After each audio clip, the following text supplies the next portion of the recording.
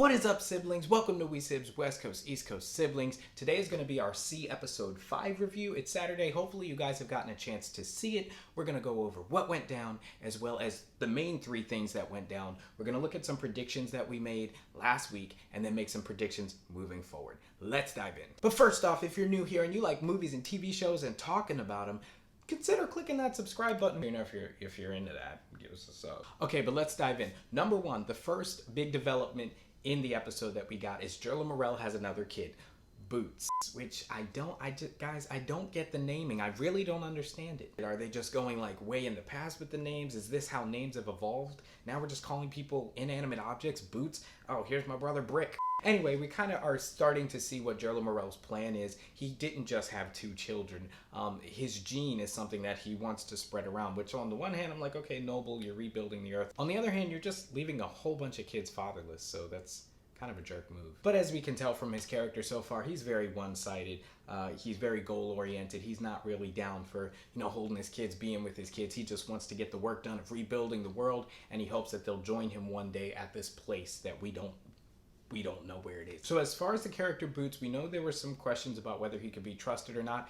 I don't know, guys. I can't get a read on him yet. Let me know in the comments what you think. It seems that his story is adding up. I mean, it makes sense that if he was with a tribe that was abusing him, they would have abandoned him if they found out that witch hunters were coming. As we saw, Baba Voss's entire tribe got killed just for, being associated and around these witches. It does seem that Boots sincerely wants to belong to a family, especially people who can see like him. I mean, he even, head dabbed with Baba Voss for the respect thing. I don't know what that is. So yeah, brand new character introduced here, and I would assume it's not even really a prediction that we're going to see more of Jerla Morel's kids in the future. Moving on to the second big development of the episode, which just blows my mind to no end. Queen Kane basically becomes a slave working at a silk making factory. What other outcome could she have expected? She sent away most of her army looking for Jerla Morel and his seeing babies, and then she destroys her entire kingdom and proceeds to head out into the wilderness, not even grabbing 10, 20 foot soldiers. She has a maid and a driver. I don't know, maybe all that demented sick praying has messed with her mind, because that makes no sense at all. I mean, you're gonna get kidnapped. Now, she said she lived in her kingdom the entire time, listening to the engines that were running constantly. But she knew there were other people out there, because when she was sitting at the lake, she was talking about, oh, how could other people live like this? Is this really how people live? With just nothing, hearing nothing. So yeah, Queen Kane once again succeeds in just breaking my mind.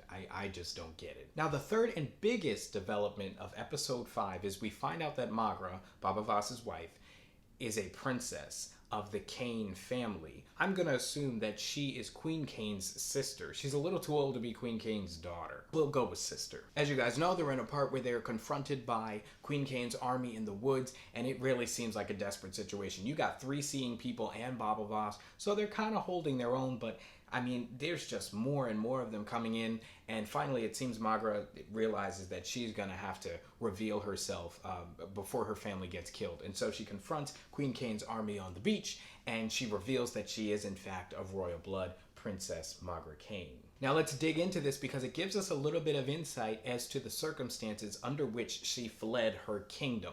Queen Kane's entire army, and we'll assume her entire kingdom, assumed that Princess Magra was dead. This leads me to believe that she faked her death and fled away with Jerla Morel. This makes sense because the army, upon realizing that Magra was indeed Princess Magra, completely submitted to her. So they must have been under the assumption that there was no animosity or bad blood between Queen Kane and Princess Magra. So they obviously view them both as the authority. But here's the big question. I mean, this completely undoes the story that they were building. I mean, there's almost no threat now. If Princess Magra is basically in control of the entire army, or what's left of the army of Queen Kane, and Queen Kane is now a slave. So, I mean, effectively, there's no more threat. Not to the seeing kids, not to Baba Voss and his family, obviously Princess Magra. Now, one thing that could happen is, upon realizing that Princess Magra was harboring fugitives, these seeing kids, they could then switch sides and then attack again. Do I see that really happening? I mean, it could happen. I don't think it will. Does it need to happen? I would say yeah, because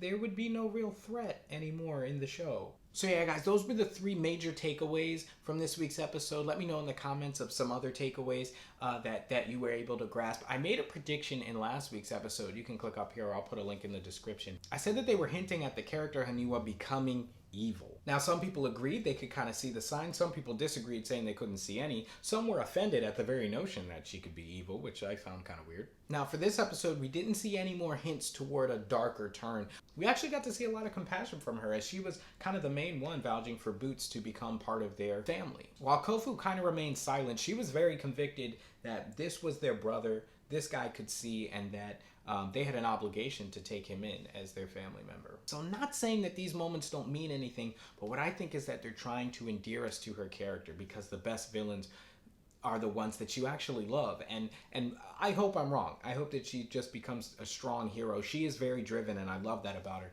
But here's the thing. I don't think that they wrote those things in the first 3 episodes. I'll leave a link to my first 3 episodes review down in the description below, or you can click up there. I don't think they would have put those little things in there if there was going to be no payoff. You see, there's always setup and payoff. You reward the fans for things that they saw earlier in the episodes. Now, if they did a complete 180 and those things didn't mean anything, then fine. And that's actually the way I'd prefer the show to go. But I do believe that as they are writing this, they're hinting at a conflict ultimately between Kofun and Haniwa. Another prediction I made, which people didn't really seem to get, I thought that they were hinting at a romantic relationship between Bo Lion and Kofun. I feel like they reinforced that in this episode with the scene kind of on the boat, with them having a little bit of banter, getting to know each other a little bit better. Some of you may not have seen it last week.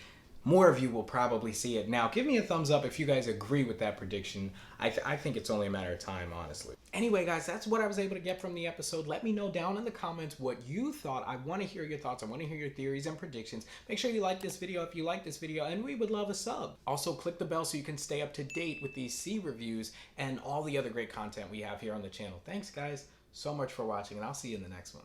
Peace!